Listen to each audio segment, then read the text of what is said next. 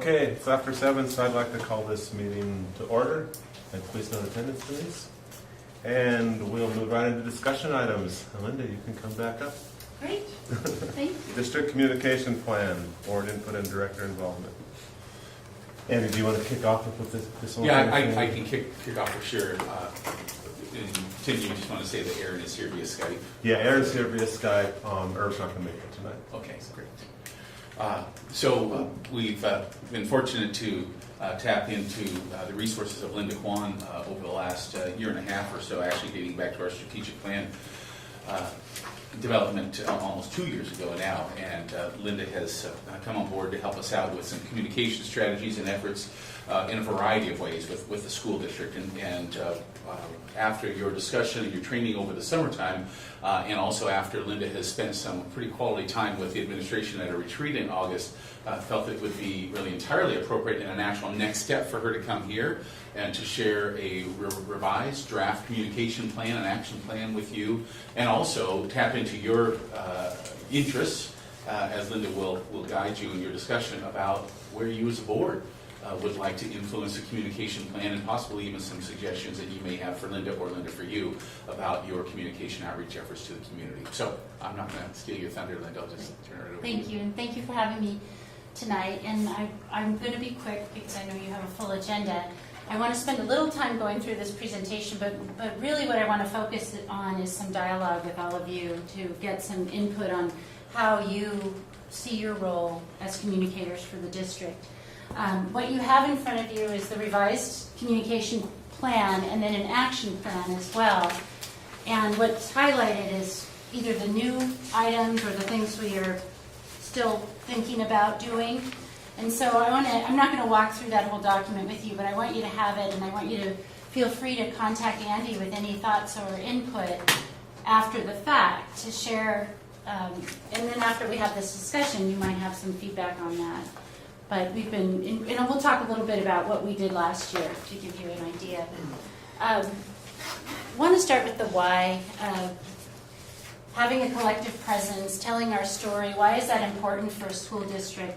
School districts are starting to function more like businesses in some ways. And some of the larger school districts have communications departments or a communications manager, somebody who helps.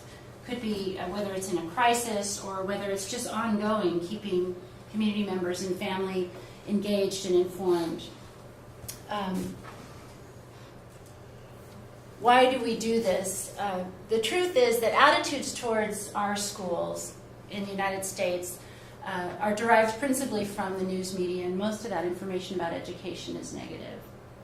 It's unfortunate, but it's true. Less than half of Americans are satisfied with the quality of public education in the nation. And this is a Gallup poll. And it's disheartening to see this, but it's important for us to know this.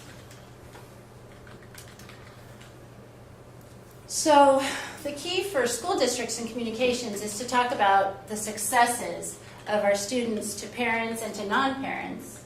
We know that non-parents make up about 70% of our voting citizens. So it's really important as schools and districts that we don't just talk to our families. We really have to talk to everyone.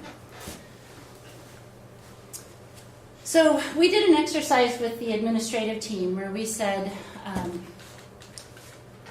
take a minute to give me a headline in 10 words or less, a positive headline about the school district. And I want to share just a quick story. I work with 4 school districts. You're one of them. I work in Jefferson County that has some of the lowest test scores in the state. And we had a major initiative where we got a school improvement grant, and we did tremendous work. We did double dosing. So we were taking kids from their elective classes, and we were giving them extra help with reading and math, and it was tremendous. The increase, kids were jumping up 2 and 3 grade levels in a matter of a month or two. And so we called the bulletin, which is the paper there, and we said, you've got to come out and see what's happening. And they came out and they met with the teachers, they met with students, and the headline on the article read, Jefferson County School District pulls kids out of elective classes. And so that was great. Now the article itself was okay. It was a good article, but the editors go in and change those headlines, and they thought that the fact that we're taking kids out of electives to improve their academics would be more of an interesting story. So this is my world, my daily world, where I'm really out in the school districts digging for the good news. Because wonderful things happen every single day in education, but we don't hear about them, generally. So this is what some of the administrative team members came up with. And it's tough in 10 words or less to write a headline. But if you think about Silver Falls School District is 4 words. And that takes up a lot of room, but you want those words in there. You want the names of our schools, because when people, let's say families who are thinking of moving to the community or thinking of transferring their kids to the community, they might search Silver Falls School District or Mark Twain School. And you want good news to pop up instead of the negative stuff. So here are a few that came up. Silver Falls School District, special education teachers enhance student learning. Mark Twain School creates positive behavior culture for students. Silver Falls School District families thrive with full-day kindergarten. I'm such a PR person, huh? Silver Falls School District enhances learning with collaboration grants. So those are the types of things we really want. Those good headlines. Erin, are you okay with the presentation? You can see it on. Great. Yeah, I'm following one of my iPad. Perfect. Thanks. So we know for a fact that when we have stronger relationships with our stakeholders, when we communicate, we have stronger relationships with our stakeholders, we have increased trust, we have increased engagement and involvement, a stronger sense of empowerment, community support, and funding, which is important. But the most important thing is our students are more successful when they feel like adults in their community believe in them and support them. Simple. So, telling our story, who tells our story? Where do the conversations start?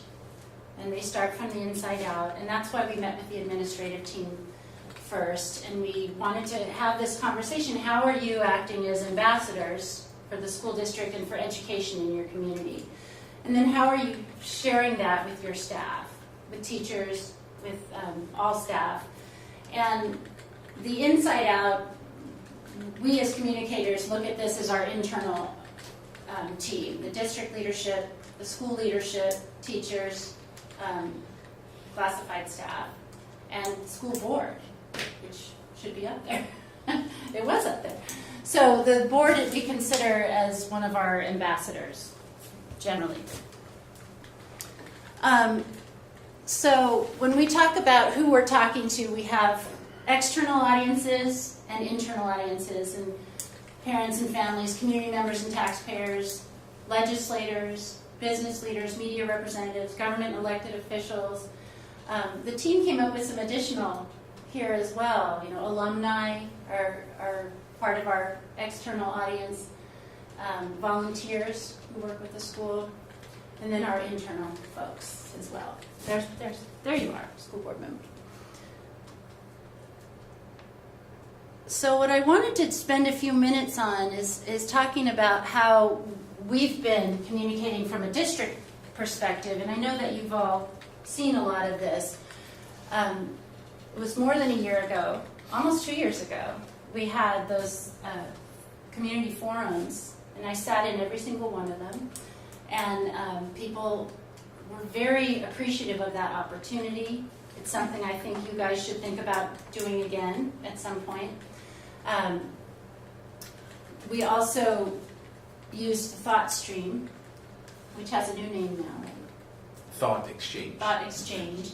And we still have some opportunity to use them to get a little more insight into what the community's thinking about or wanting to know. Andy's been doing monthly school site visits, talking to folks. We have a district e-newsletter that we launched after those community forums that almost every single one of those 13 groups told us email was the best way to get information to them. So we've been trying to be more proactive with that. Monthly community and staff email messages, aside from the newsletter, short updates on what's going on. We have the Our Town insert, which was really popular. The focus groups really responded well to that. Wanted to see it continue. Communicating internally with our staff. Derek does a really good job keeping the website up to date, and also the Facebook page for the district. We did some networking and relationship building with community business and community meetings through those, and editorial coverage. And then there's the We Are One video. So those are some of the things that we've been doing since those community forums, and that was included in that communication plan. Want to talk a little bit about social media, just because school districts dread it.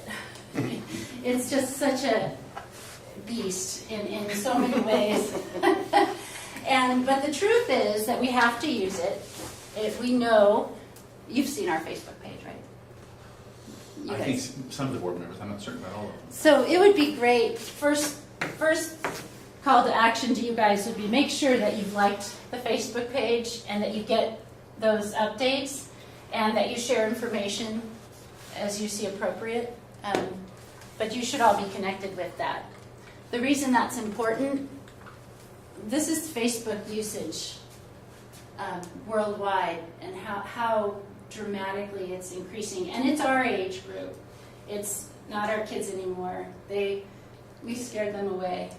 We all got on Facebook and they said, we're going to Instagram and Snapchat. Because as my daughter would say, you're momming it up again. If I comment, quit momming things up. So I want to talk a little bit about telling our story as school board members, and I really just want to take a minute to have this discussion. We're okay on time so far. How are you all as board members representing the district right now? And I just want to have you throw out some ideas or examples. I put some up here. If you're visiting school buildings, are you at community events? When you're at community events, do you talk about the district? Is it part of your casual conversation? Are you involved in parent meetings? Are you going to parent-teacher club meetings? And then I'd like to ask you if you can share a specific example of a time when you have acted as an ambassador for the school district, and give that example.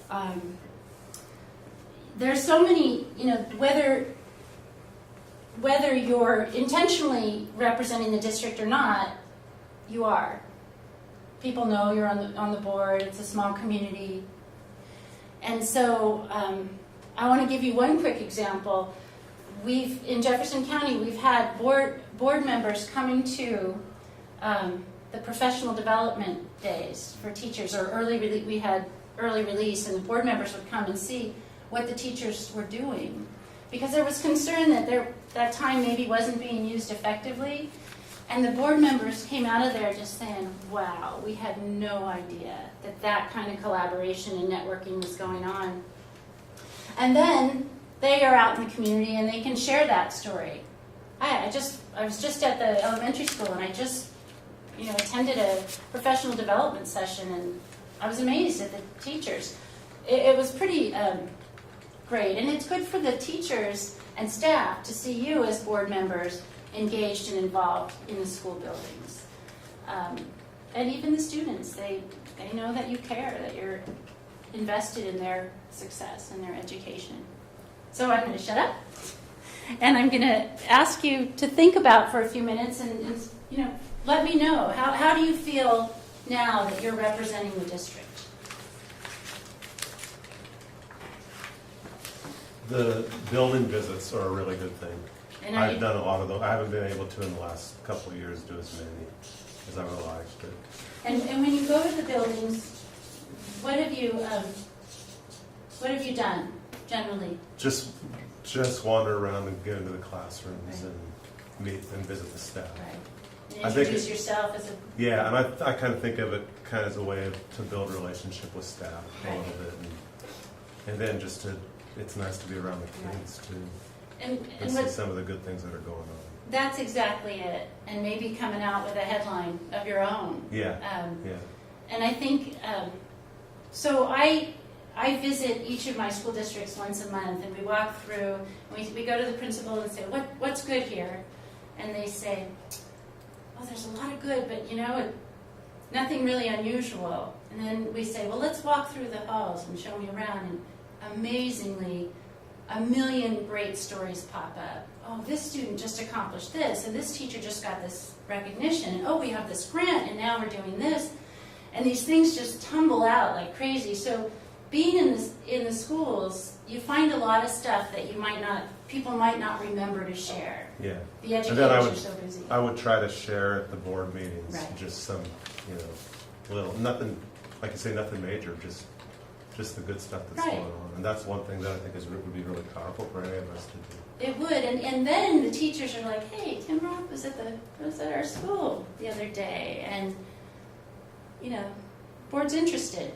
The board cares about what we're doing, and that's really powerful. It's more powerful than I can even articulate, but that's great. And I think even if we don't, get into class or into schools individually, as often as we like, we all, we hear stuff even from our kids and things about stuff that's going on in the buildings Right. or from principals, and I think that'd be a good thing for us to even share in our public meetings. Right. The good things we've heard about.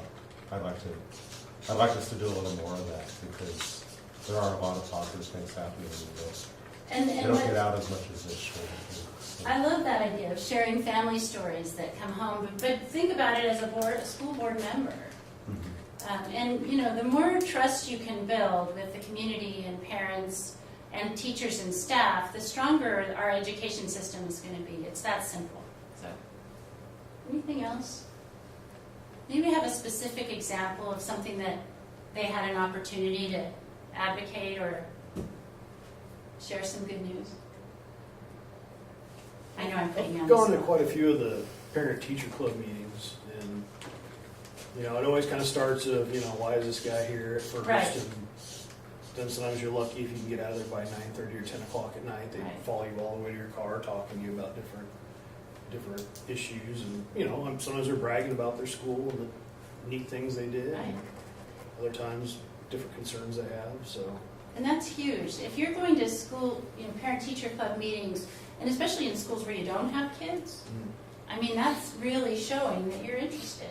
I think that's pretty awesome. And welcome those stories, and you might even encourage them to, can you drop Andy an email and to share that story so that we can get it in our e-newsletter or we can share it with others? And that would be a great thing for you guys as board members to be able to offer them, is when you hear good news, say, oh, we want to share that. We want to highlight your school. Another thing we're really trying to do, and you'll see that in the communication plan, is to narrow the divide between the rural and in-town schools, and I know you guys have talked about this a lot. But we're going to be working with the principals to get the staff engaged in conversations about what they appreciate about sister schools. So instead of being competitive or siloed in their operations, can we start acknowledging each other's schools, because we're all feeding up into the high school. All the kids are going to the same place. And so how do we support that effort instead of divide it? Anything else? I know I'm putting you on the spot. I'll chime in a little Yes. bit. You mentioned the We Are One video, the district anthem video, which should be released within the next week, possibly two. We've seen a couple of drafts of it, and it's really quite a nice piece of work. But the entire video is essentially multiple students sharing their stories. Yes. And I think that will be a powerful opportunity for the board to recognize and see examples, literally from the mouths of babes, right, that they can use in turn to be ambassadors, not just the board members, but administrators and anyone viewing the video can use to capitalize on those messages, because they are incredibly passionate a couple of them even emotionally driven, and I think really will be a powerful message Right. about our unified presence. Yes, and that's a great example. Anything on, the video will be shared through social media if it hasn't already. I saw it. I've seen it. I saw I it. think you guys have Is that seen a it, draft? No, somebody actually found it on a website and shared it with us. Yeah, I think it was on Vivo or one of those. Oh, Yeah, so it's- Vimeo. Yeah, 'cause I didn't think it was out yet on alert. It's not finished, unfortunately, but it will be out. Actually, we're targeting the 12th, so you can see it released at the board meeting. So it would be really great if every single board member shared that with all of their, whether you do Facebook or email or whatever you do, if you shared that with your contacts, you know, and regardless of, you know, I know you have a role here, a very specific role here to provide input, but to share good news about the district it's never a bad thing to do. So I think that's great. Who's on Facebook here? So we only have a couple of Facebook. I intentionally stay away from it. Yeah, I can see that. I lurk using my wife's account. What? I lurk Yes. on my wife's account. Yeah. I like there we go. So I've learned that that's what our kids do. They say they don't use Facebook anymore, but they lurk. They Yeah, watch it, but they won't post. yeah. So I think these are some great suggestions. As board members, would you all, is there anything else you can think of that you might or could be doing to be ambassadors for The education? other thing, just be available. As at a wedding Saturday, I got asked a couple questions. Why do we do things the way things are done? Football game, I got asked a question. It's usually pretty simple, but it's just being available and open. Yeah. Just even to set people straight sometimes, because Yeah. some people hear things and they'll come to you with it, and you can maybe have a chance to kind of correct it or say, no, this is really what the way. Right, The way Yeah, this happens. that's a big I part. find myself doing a lot of that. great. Yeah. Tamping down rumors and just kind of setting it up and Right. explaining Right. things a little bit how it works. So one of my philosophies, I think that rumor control is a huge part of Yeah. probably what you guys are doing. Well, and helping concerned folks drill down into what's really big, help them define it down and peel away the onion Right. and say, this is try to help them with that. Absolutely. And where I come from, it's really important that keeping the good news out there on a regular basis mitigates the rumors. It really does. Yeah. So we have to be really proactive. So I agree, it's absolutely important to be available, but we have to be proactive as well. Mhm. And we have to be in front of it all the time. Linda, I have a question about this social media thing, because a lot of times I'll see people post things, and then they take on a life of their own, Yes. and there's just rumors, and it just goes everywhere. And sometimes I think, well, I could correct some of these things. It's just a simple thing, but I never do, because I'm just afraid that that'll feed into the negativity in the conversations. So And so is there a way to handle that in Yes. a way to get things out, Yeah. to get the true information out there without it? I'm just thinking, well, if I do, people are just going to pick it apart and slam it. You know, Right. honestly, that was a big problem in our last bond campaign. Yeah. And that's why school districts are having communications folks now in-house, to be honest, because social media has to be monitored all Uh-huh. the time, and you cannot take things down if they're just opinions and they're not inappropriate. If somebody wants to post their opinion on social media, they absolutely Oh, can. of course, yeah. But as a district, you can correct misinformation, certainly. And the whole thing about being authentic as communicators is being transparent, being open to all kinds of feedback, good and bad, being able to respond respectfully and accurately and authentically. So that's why the Facebook monster, it's very difficult to control. But if there are things that come up, we should look at and strategize. How do we want to address it and respond? And between Andy and Derek and myself, we really should jump on those things as much as we can. And I think Derek's he's watching it. He does. He watches it daily. And so he can let us know. But if you have something in particular, and you can always, contact Andy and we can strategize a little bit about it right away. And sometimes it's better to leave it alone. Yeah. So sometimes that's a better call. And always taking the high road is my absolute recommendation. And so we don't necessarily respond to every single negative comment. Yeah. People have a right to have their comments, and sometimes you're right, it's better not to. Okay. But oftentimes it could be somebody's misinformation, like when you're out in the community and you're doing rumor control. If we can do some of that proactively, that would be helpful too. So.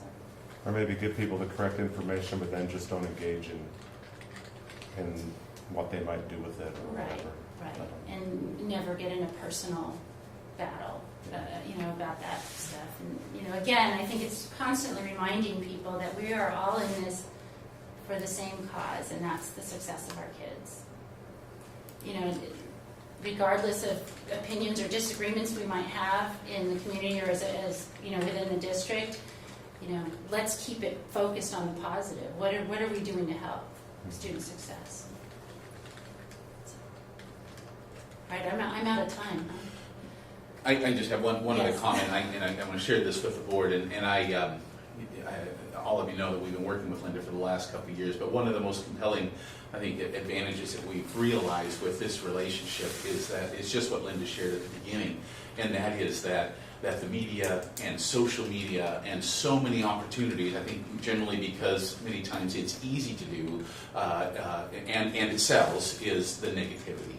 And the fact that we have someone on board who can see the school district really from the outside in. And what I really appreciate about Linda is that she's not from our community. So it's like a third-party objective person who can help us provide that real proactive sense and that proactive approach to what it is that we do as a school district. And so I think that's something that is pretty intentional, simply because the negative information is there and will always be there and will be readily accessible and available to people. So isn't it important, very important for us to turn that and to get the positive information in front of people with multiple sources that we've really never had the opportunity until really a few years ago. Right. When you combine social media and emails and e-newsletters and even our out-town insert and so many other opportunities that we haven't had until recently. So it's really a very nice bonus for this district, and I think it's definitely worth it.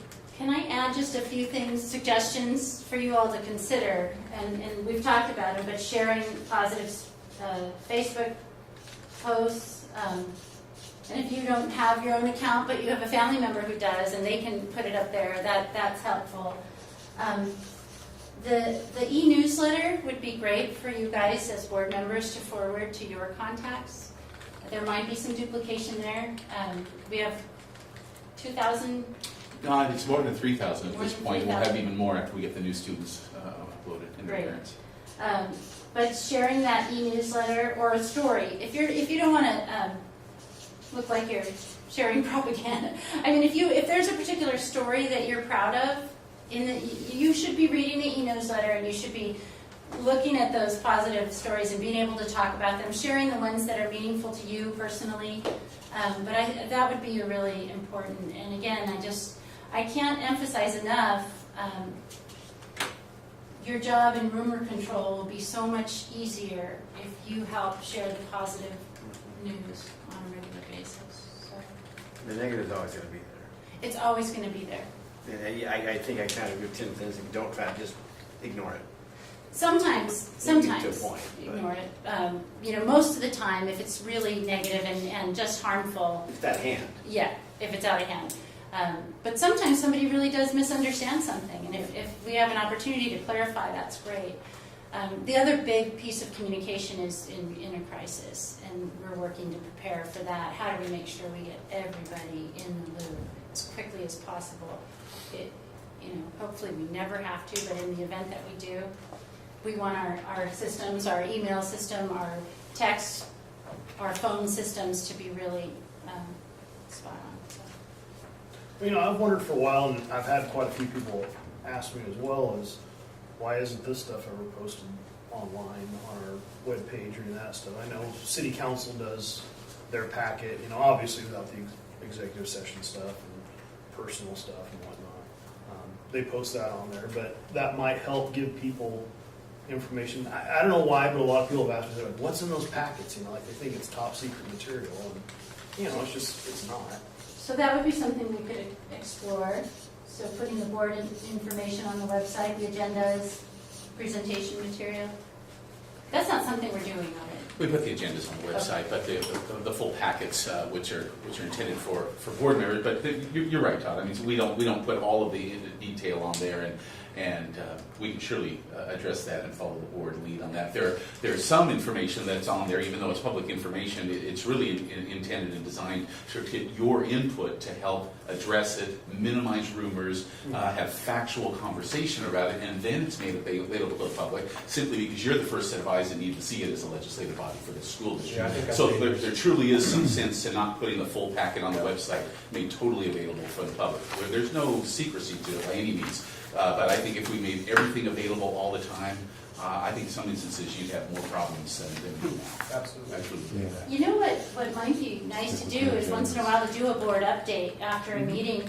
In our e-newsletter, we can have a message from the board. It'd be great.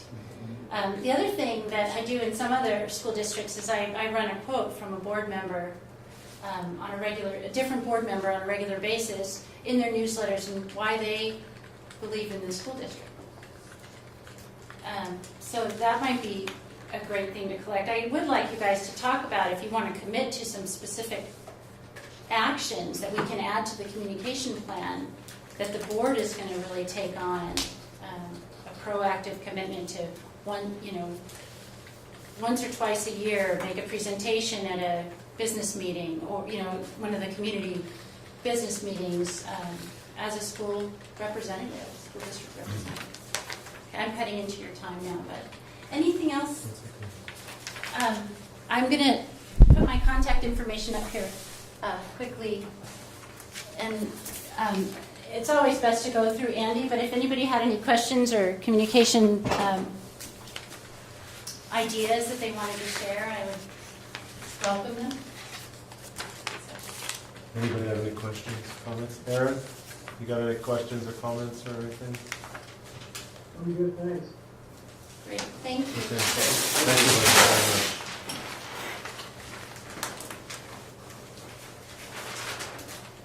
much. Yeah, this is something we can, we've talked about, working on if we as board members, if we want to split up PTC meetings and how to contact the PTC clubs and that kind of thing. So is that something we want to discuss a little bit now, or should we wait till put it on for our October work session? Think of ideas, think about it for a little while and talk about it in October? I think we also ought to consider staff meetings as well. Yeah. That would be great. I'm going to add that to the thing. Yeah. That would be really good. How about Linda will summarize this information. Okay. How about when I receive it from her, I'll send it out to each of you. Okay. And we can reserve this for your October work session. I don't see a problem with that. I encourage you to read through this information, especially the highlighted information, to see if there's anything that you'd like to contribute to this. Well, the examples that Linda came up with are just that, specific examples. Some of these are, I think, more global thoughts specifically about how we are proactive communicators for the district. Okay. And at some point, it sounds like you want to speak about it in October, that we'll wait until November. At some point, I'd like to ask the board to take action again on your communication plan. We took action on this plan a couple of years ago, and again, I think it really validates what it is that you do as a board from a communication standpoint. So, Okay. Thank you all very much. Thank you, Linda. Okay, so let's look through this stuff. When we get a summary from Linda, we can look through that, and then at our October work session, I think it'd be important for us to talk more about more specifics on doing staff meetings or PTC meetings and things like that. Okay. Anything else on this, Andy? no. Okay. Next one, budget committee vacancy, selection process and timeline. We have a couple applications that were submitted to us. Jacob Klockfelter and Sarah Weitzman. What's the timeline on this, Andy? at our October regular meeting? You have, yes, this is something that would be an action item at your October regular meeting. You have policy which drives this, this conversation. We're actually about, your policy actually suggests that you make a decision by September, but we're about a month behind that schedule. But frankly, as long as you take care of it prior to the budget committee development process, which begins in February or March, then you're fine. You've made this designation sometimes as late as November in the past. So we're really on our timeline. But you have two candidates. This was advertised on the website and on social media, and we sent it out to the media as well. I didn't notice in the papers whether it got into the newspaper, so I'm hoping it did. But we clearly received some interest, and we actually had 4 or 5 people indicated interest last spring, knowing that a budget vacancy would come up, and we contacted each of those 4, Denise, 4 or 5, each of those individuals personally to say, hey, we have a vacancy, are you interested? Here's the timeline for the application, give them all the information. So you've received 2, and your responsibility at this point is to take this information, to review it, and at your October regular session, it will be upon one of you to make a motion to approve one of the candidates for a 3-year budget vacancy. So in the past, we've tried to have budget members around the various, represented around the community. I think Gordy lives in the Bethany, Central Howell area. Is there anybody, have we made a real effort to try to drum somebody up from that area? We could surely do more, but I'm not quite certain what that would look like. Well, I mean, we've made it very public, but as far as individual phone calls to folks out there, maybe Dustin could see if there's anybody in that area that's a resident that would be interested in serving on the budget committee. I think that might be helpful. What's the deadline for having the application in? The deadline was October 4th.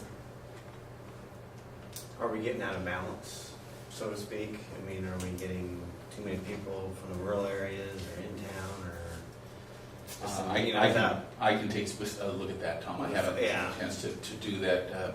And Wally's right, Gordy did represent a rural area fairly close to town, but still in the Bethany area, which is really the Central Howell attendance area.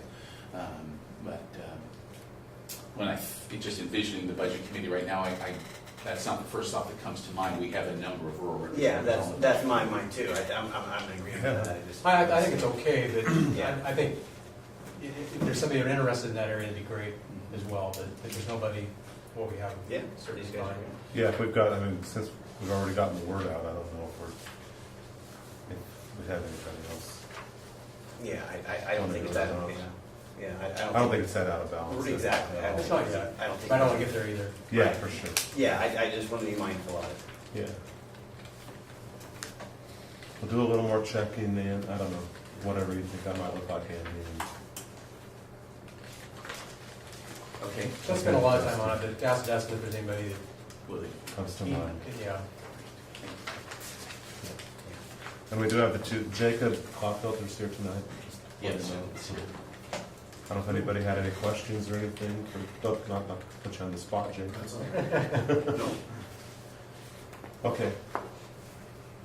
So, again, look at the applications, and if there's anything else, maybe we can get it before the meeting. If anybody else becomes interested, we can get it before the meeting. Yeah, I'll send it out in an update. I think I would just throw out a word of caution that you've used as public of a process as your policy describes, and so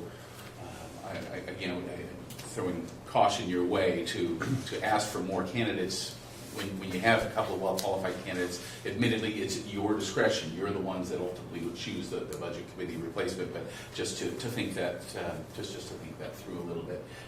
I'll definitely ask Wally, but I think if knowing that the process has been fairly well vetted and as public as really we can get, that a person should also say if we're reaching out for more people, are we missing an opportunity just to maintain the integrity of the process through what we've already done. Sure. Yep. I'd say, ask the question to Dustin, if nobody comes to mind and nobody else is interested, great. Okay. And I wouldn't go past the October 4th I wouldn't either. deadline either, so. I agree. Hang on a second, I'm a month off. Thank you, Denise. September 4th was the Already done. deadline? For putting that in my mind. No, that's right, because it was posted for 2 or 3 weeks. It was Okay. September 4th, and then had the applications come in. Yeah, so we've been hanging on to these for a few weeks. Okay. Well, Yeah. Well, I don't think we should ask. I apologize. Yeah, I it think wasn't that's fine. Yeah, I think we're done. I think- We're done. Yeah, Okay. Yeah. yeah, if it was October, then we'd have a little time, but otherwise it'd be unfair to these guys, Absolutely. so, okay. I'm okay with an elbow to the ribs.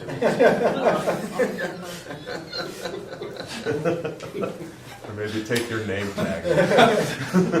Or your name plate, I mean, not your thing.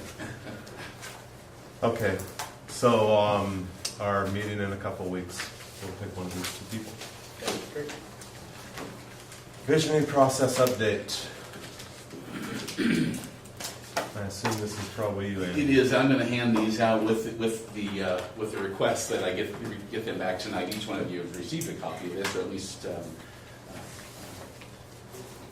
you've got access to these. This is your 2014, 15, it's actually 2014 through 19 strategic visioning plan, and the administrative team, following a similar process that you used when you developed this plan, is that they developed recommendations, and I'm sharing an overview of those recommendations with you this evening. They're really fairly limited, but I think it's important for you to have them. So I'm going to thumb through a couple of pages here and ask you to join along with me.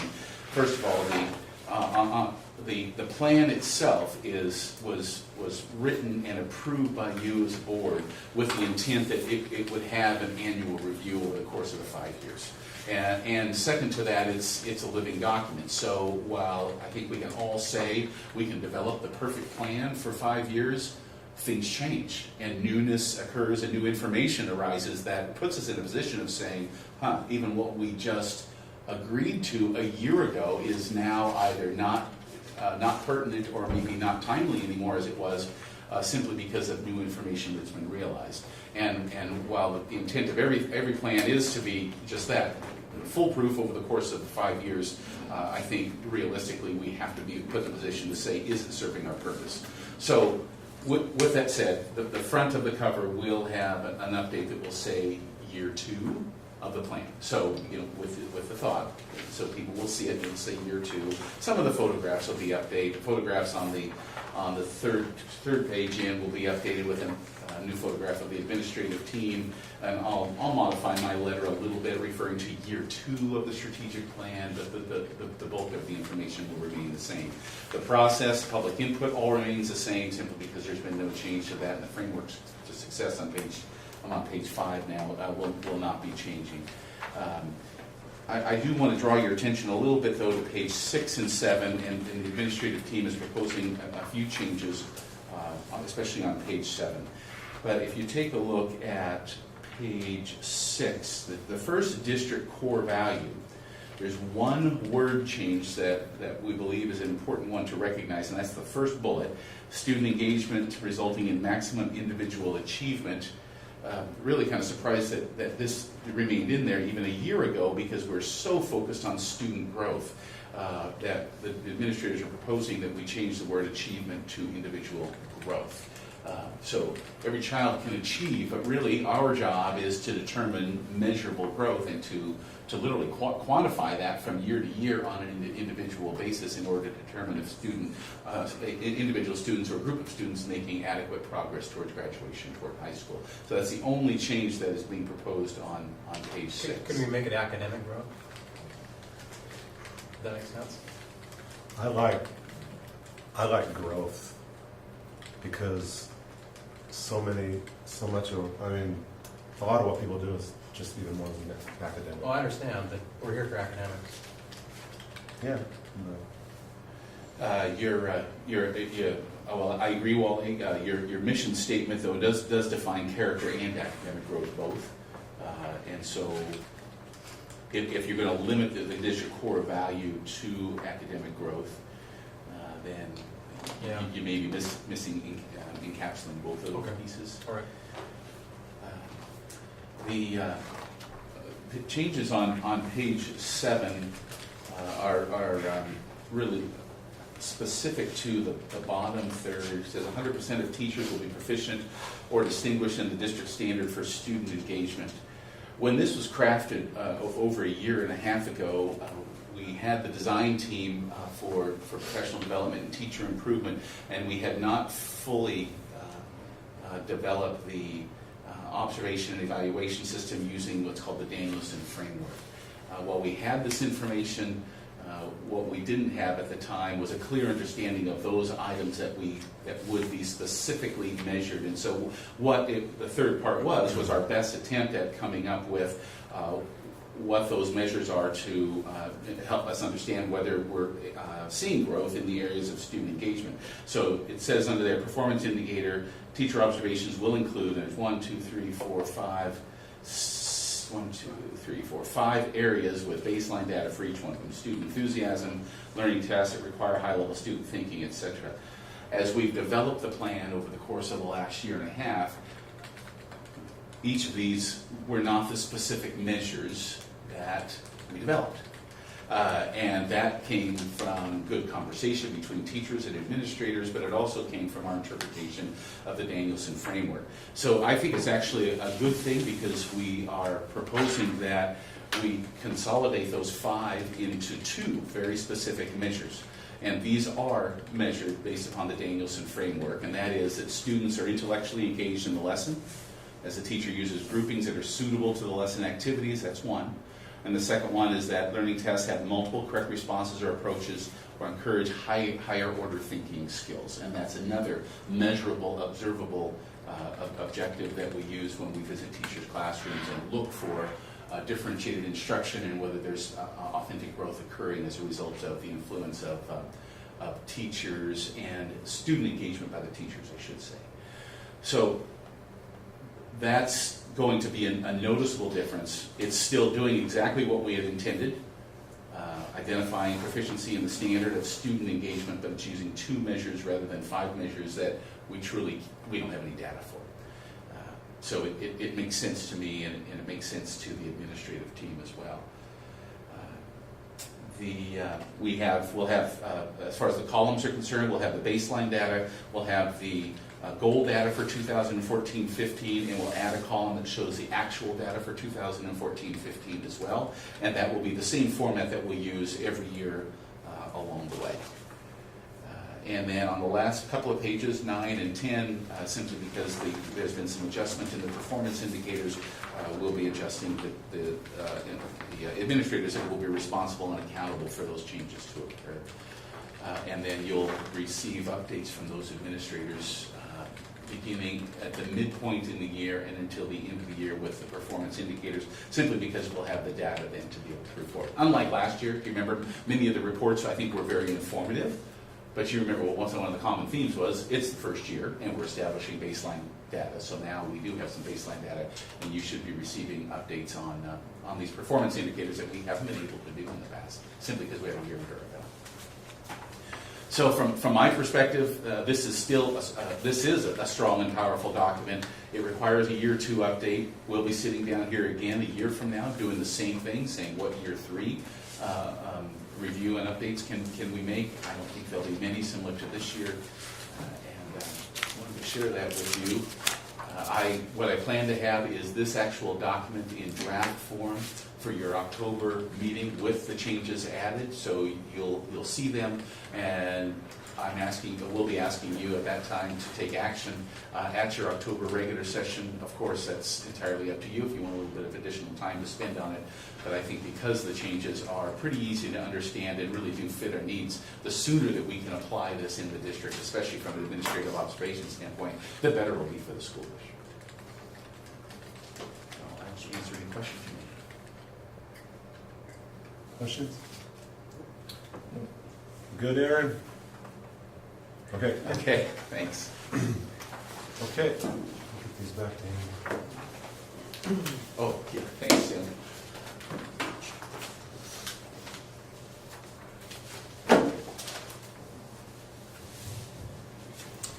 Okay, item D, our mid-year fiscal accounting and reporting and semi-annual meeting. Twice a year we do this where we spend a little bit of time asking Andy and Steve some questions from our policy about the accounting procedures and things. So, and then for the last question, we ask Andy to leave and we'll quickly go into executive session and just ask Steve the last question since it's personnel related. So, nothing else to start with the questions? Do you have anything? No, nothing else. And you described it very well. Okay. And both Steve and I should give the answers to each Yeah. one. Okay. Are the books balanced and reconciled? The fiscal year 2014-15 books are nearly complete and will be complete by the time the auditors come for their final field work the week of October 26th. Okay. Okay. Does the adopted budget reflect expected expenditures? As far as I can tell at this point, the general fund and all other funds except for grants and instructions, Fund 200, do adequately reflect our expected expenditures. The grants and instruction, which includes many grants, including all of our title grants and a lot of miscellaneous grants, most likely will not have the appropriation level it needs due to the receipt of the collaboration grant for the second year, which at the time the budget was adopted we did not know we were going to get, and we found out in August and just received our official award letter with the final amount for that on September 11th, and it's $410,000, and that was not included in the budget. So most likely this will result in a supplemental budget process for 15-16. Okay. The only addition that I would have to that would be a recent action to approve the school resource officer, which of course is an expense, and depending upon exactly what time that person comes on board, it very well could be reflected in the expected budget, simply because many times the variations in the budget especially with staffing levels and costs for staffing levels, new hires, etc. Sometimes an expense like that can be absorbed in the budget without a supplemental budget, but it's still too early to tell. Similar to what Steve was just mentioning, a supplemental budget may be necessary at some point, but we won't know that really until later. Okay. Are all payroll reports filed and have all payroll liabilities been paid timely? Yes. Have all federal and state grant reimbursement requests as well as required financial reporting forms been timely filed? Yes. Are there any cases of fraud that we need to be aware of? No. Are there any changes in the internal control system? Not in the system, no, but due to transition, both with myself and the new accounting system last year, I've made a few minor tweaks based on our staffing level as well as what I know about the system and kind of tying down some of the features and controls in the system. And that's an ongoing process, something to keep an eye on and consult with the auditors on and that type of thing. Okay. I appreciate Steve's attention to that as well, and he has implemented a few changes that I think have been really important to the internal control system, making certain that we have double sets of eyes and minds on all of our transactions. Yeah. Okay. Are there any changes in the accounting system or accounting procedures? Well, accounting system, yes, last year, but we're doing okay. Procedures, no. So I think we're okay. Are there any other financial related matters we should be aware of? No. Are all cash and investment accounts reconciled to the records? Yes. Yes, sir. Are all financial statements and information provided to the board accurate and complete to the best of your knowledge? Yes. Okay. Okay, we'll go into executive session in a couple minutes, and it'll be real short. We'll ask Steve a question, and then we'll come back to regular session. Okay. Under ORS 192660. Okay, we'll move back into regular session. You pass, Andy? I pass. Yeah. And is there any other business? Yeah, just a comment for a future meeting, either the regular session or the next work session, wherever makes sense. Can we get an update on the Schlager Street campus project? Yes, I'm sorry I didn't just let you know. And that's maybe a it. major milestone schedule? Yes, you have actually a full presentation scheduled for October 12th with the architects Great. and me, and including the calendar and update on the site survey. The programming committee is now finished. We're moving to the next phase. So yes, everything will be shared with you. Okay, thank Okay. you. You betcha. Sorry about that one. Okay. Anything else? I have one. Yeah, Aaron. Yeah. One thing I think calls to mind what we were talking about with the communication plan of our district is I think, we as board members field a lot of community input and roles and things that are necessarily not our roles and responsibilities. I think it's just the community doesn't understand 100% at all times what our staff roles and board roles. And I talked to Andy a little bit about this. I think Tim and I even chatted about it. But how do we get the message out, especially, we unfortunately sometimes are the first line that gets a staff complaint, right? And I think it would be really good for us to maybe through social media, through just as an FYI at our next meeting, Tim, maybe you can make an announcement, maybe sometime during the meeting or one of us can, just to kind of remind the public that when there are staff complaints, they need to be gone to their next level, whether it be their principal, whether at the school, whether it be if they're staff members to Andy and or Dandy, that don't come to us because because of our role potentially as in a judicial fashion, we as board members need to make sure that we're kind of able to do that role without any bias. So I think it might be beneficial to maybe make a little announcement to the public to help them understand, again, roles and responsibilities for board members and for staff. Because I know I've already fielded a few things, a little piece of input, hey, I'm not so happy with this or this individual, and I say, listen, I can't talk to you about that, you need to go through the proper channels. Does anybody think it might be beneficial for us to maybe make a little just a reminder to the public, maybe at our next meeting?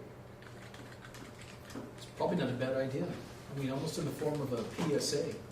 Because Andy's right, there are times where people will approach us thinking that maybe we have one role of responsibility, when in fact it's something that we need to pull back on so we don't have that biased approach. So, and the more we communicate perhaps that message helps to solidify what the expectations are from us, so we don't put ourselves in a position to where we have issues. How would that look? How would that? That's a good question. What's a PSA? I suppose like on the website they could have. I mean, I know they have all the ABA and all that stuff in there, but just have a special spot there for complaints, concerns, and it doesn't necessarily all have to pertain to staff complaints, but just have a thing there so that people know, maybe a little tree or whatever of. Hey, this is where they need to go. Yeah, how to. It's beneficial to have some kind of announcement, though. Maybe the next sometime in a board meeting or something where we can just say as an FYI, hey, just want to remind the public that if there are any concerns involving staff, go to your first line leader, so to speak, your principal, your administration. And quite frankly, be honest, hey, please do not come to board members initially because it doesn't. And explain why. I think the public needs to understand. And I think the more they understand it, they're like, oh, I get it. Okay, we need to make sure these folks are fair and impartial. And again, it's the what and the how thing we came back to during our training. Right? We set the what, but it's Andy and the staff and the principal's job to do the how. And that includes, staff issues. Yeah, I think we It's a can do good something point, with yeah. that. Yeah, I think Yeah. the website idea, possibly even social media. I think an announcement at a board meeting would not be out of reason, at least from my perspective. And I think I like the announcement followed up by a Facebook or I like to use that as kind of a follow-up thing. Like I did, Todd and I both did with school lunch things where we discussed that. To have an announcement and then to have it up on the district site and then follow it up by us individual board members spreading the word, whether it be so on Facebook or social media. I think it really helps. Again, I use the term affectionately to beat the public over the head with the information, and then we have to. I need to be reminded multiple times of things. So the more we communicate, I think the better. Yeah. It's a good idea. The website would be a good place to start, and then like Aaron said, some kind of announcement, maybe we can put our heads together and come up with something. And Linda Kwan may be a good resource for Yeah, you as well. she that probably would, generates yeah, something that- yeah. And Aaron, unfortunately, if we do all that, you'll probably still have people come to you with complaints, Oh, but, they and that's okay, but the more we get it out there, it's better. It's much better. I agree. Absolutely. It won't end all chatter, but No, at least no. it's official and people will hear it, you know.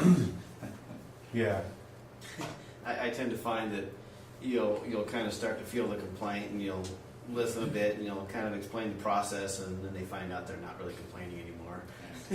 Well, maybe things aren't so bad. They just want somebody to vent to. They They just just needed want- someone yeah. to vent to. that's the way it is a lot. Yeah. And that's, Or I they, find a or lot. for some reason they don't take the next step, or they don't take that first step.